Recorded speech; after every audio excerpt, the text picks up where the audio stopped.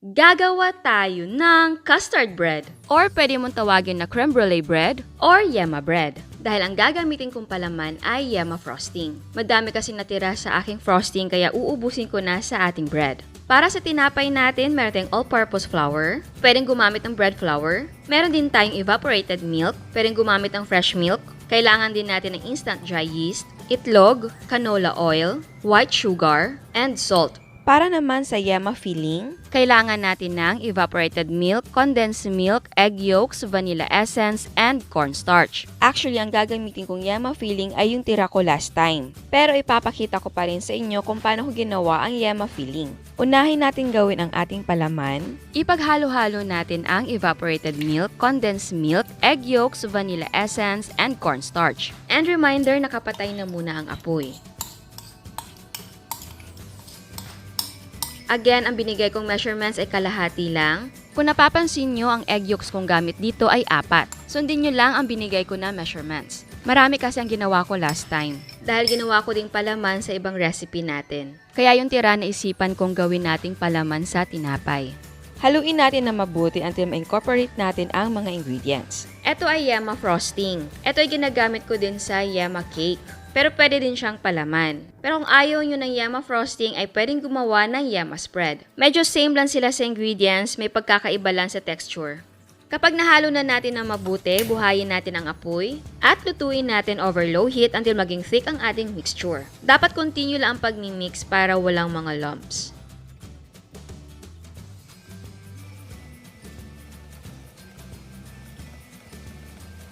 Kapag thick na ang ating mixture, patayin natin ang apoy. Itabi na muna natin and cool completely. Ngayon naman, gawin natin ang ating tinapay. In a bowl, i-combine natin ang all-purpose flour, instant dry yeast, salt, and white sugar. Haluin natin ito. Ilagay natin ang evaporated milk, egg, and canola oil. Kung wala kayong canola oil, pwedeng gumamit ng corn oil. Pwede naman vegetable oil, pero mas malambot kung canola or corn oil. And yes, pwedeng melted butter. Haluin natin na mabuti until maging dough ito.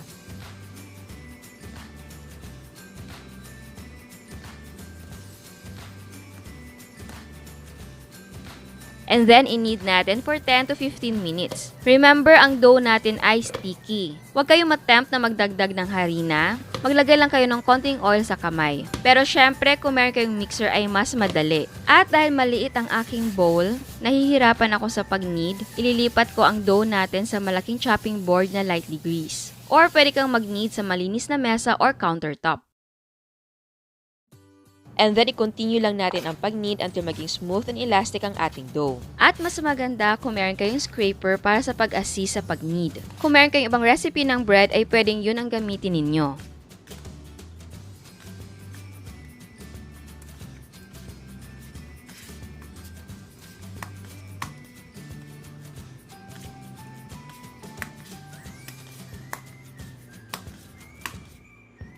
Katagalan sa pag-knead, eto na yung itsura niya, hindi na masyadong sticky. Mas madali mo na siyang ma-handle. Ipagpatuloy lang natin ang pag-knead until maging elastic ito.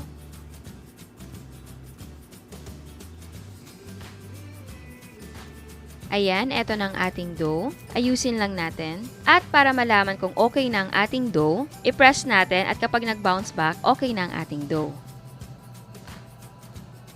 Ilagay natin ang dough sa lightly greased na bowl. Same bowl lang ang gamit ko, nag-lightly grease lang tayo. Lagyan din natin ng konting grease ang ating dough para hindi ito maging dry. Takpan natin ng medyong basang cloth at patubuin natin for 1 hour and 40 minutes. Dapat ilagay ito sa warm na area ng bahay.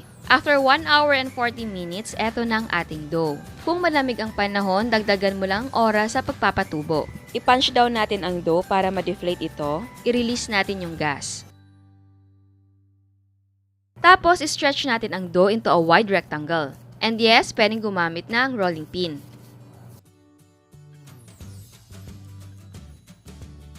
And then, i-form natin into a log or a baton. So, ngayon, i-cut natin ang dough into 12 equal parts.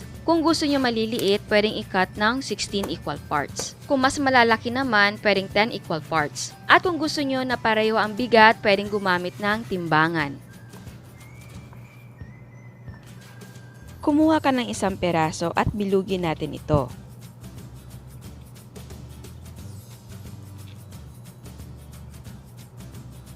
Tapos i-flat natin.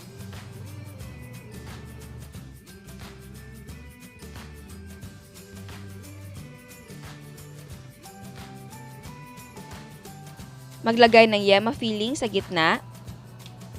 Balutin at i-seal natin ito. Siguraduhin na masarhan na maayos dahil pag-expand ng ating dough baka bumuka ito. I-pinch mo lang para ma-seal ng maayos.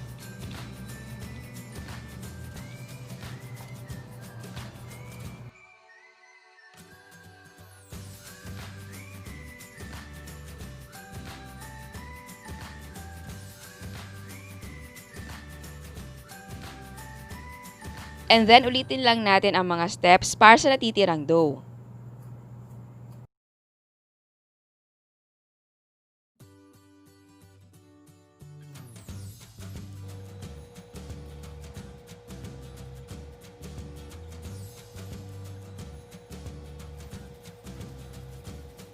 Ilagay natin sa tray na may parchment paper or lightly grease. Takpan natin at mag-final rise tayo for 40 minutes. Pero kapag mainit ang panahon, 30 minutes ay pwede na.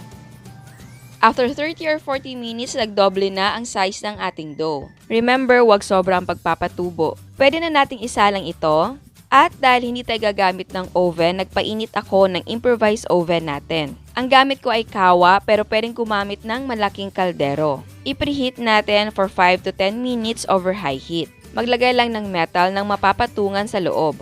Isalang na natin at lutuin over medium-low heat for 15 to 20 minutes. Remember, mag-check ka after 15 minutes. Again, ang recipe natin ay pwedeng lutuin sa oven talaga.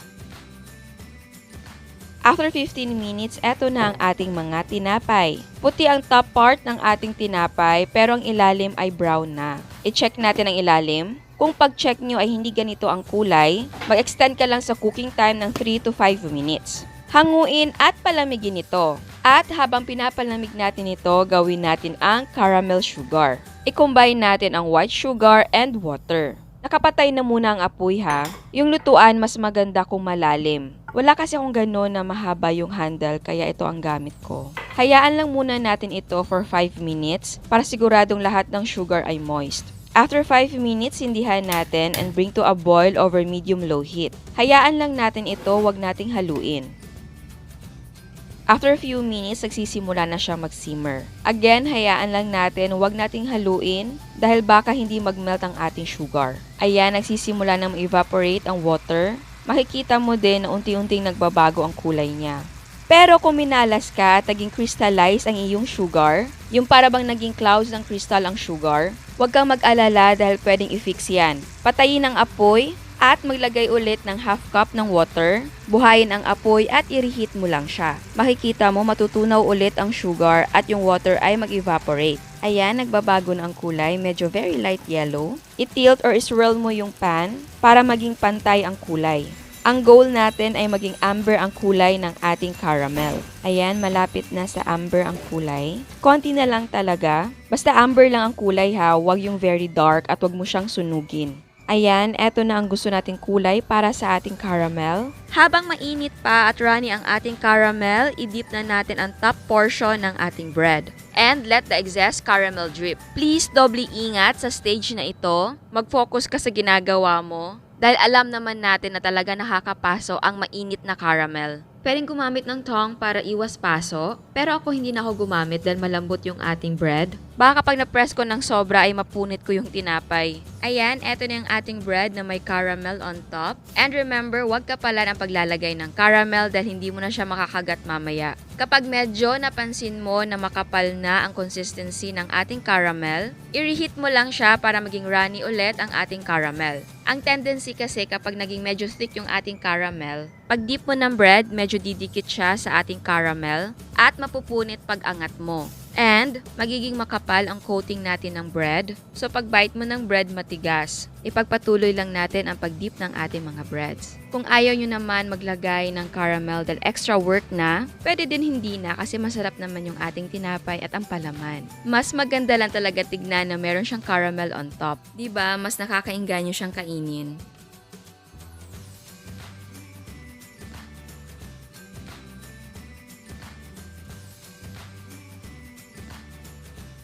eto ang sabi ko sa inyo, kapag hindi na runny ang caramel, may tendency na didikit si bread at pwede itong mapunit, kagaya nito, muntik nang mapunit. And then, hayaan na muna nating tumigas or mag-set ang ating caramel.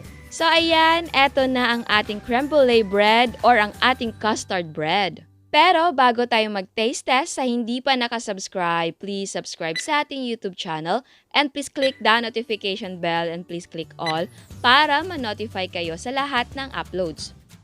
So ayan, titikman natin.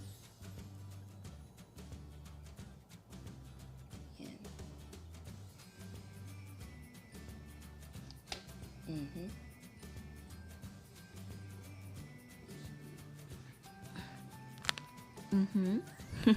Rinig nyo yun? May crunch siya. Ang sarap ng palaman natin. Ayan o. Ang sarap ng palaman, ang lambot ng tinapay. Ang sarap. Siguro tatanong kayo, ano bang kaibahan na merong caramel na sugar on top? Kung sa lasa lang ha, hindi malaking factor si caramel. Pero sa, alam mo yung texture, yung combination niya, malambot yung ating bread, ang sarap ng ating palaman, tapos ang ating caramel, pag bite mo, andun yung crunch. Alam mo yung texture na malambot, tapos may crunch, basta ganun. Tapos sa itsura, ang ganda, diba? Ang ganda ng itsura niya. Pero kung para sa inyo, medyo hassle na or parang dagdag trabaho na merong caramel, okay lang na hindi na maglagay. Kasi yung ating bread and ang ating palaman, ang sarap talaga, promise. Gustong gusto ko siya.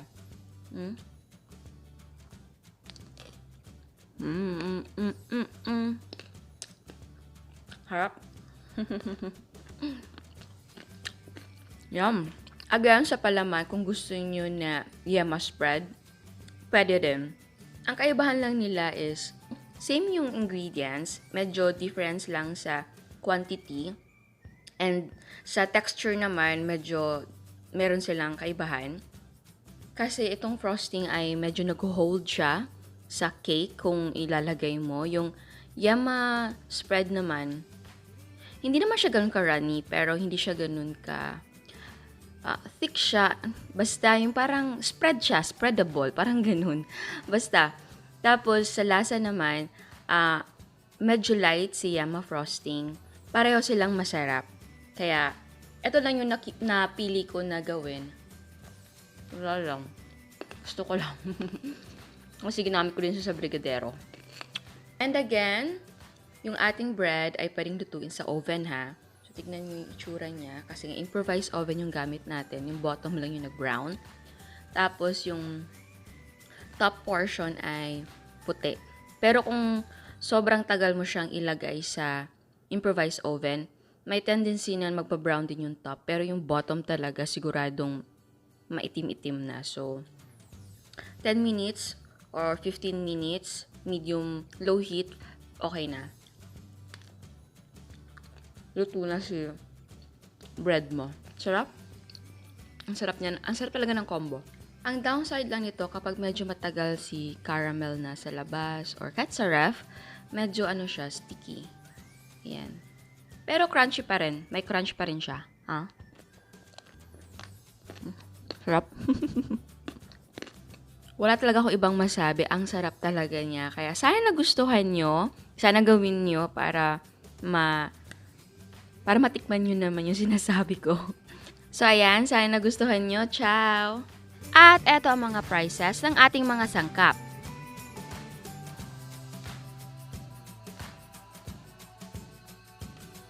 Ang nagawa natin ay 12 pieces. Ang cost per yield ay 7 pesos and 34 cents. Pwede mong ibenta ng 15 pesos ang isang piraso. Again, ang selling price ay magdidepende kung magkano ang presyo ng sangkap sa inyo. At bago ako magpaalam, may another dose of inspiration. Ito ang ube cheese pandesal ni Miss Charlene.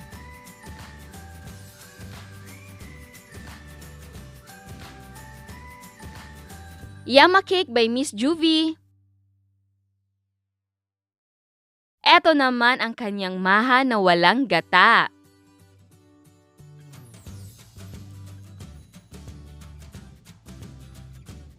Custard Cake by Miss Aimee. Meron siyang kutsinta. At maliliit na sapin-sapin. Again, I want to say thank you sa lahat na nagpapadala ng mga photos. Again, lagi po tayong mag-ingat at laging protektahan ang sarili. And remember, bawal magkasakit. Again, salamat sa suporta at sa mga hindi pa nakasubscribe, please subscribe sa ating YouTube channel and please click the notification bell and please click all para ma-notify kayo sa lahat ng uploads. And please don't forget to like our Facebook page and follow us on Instagram. Thank you!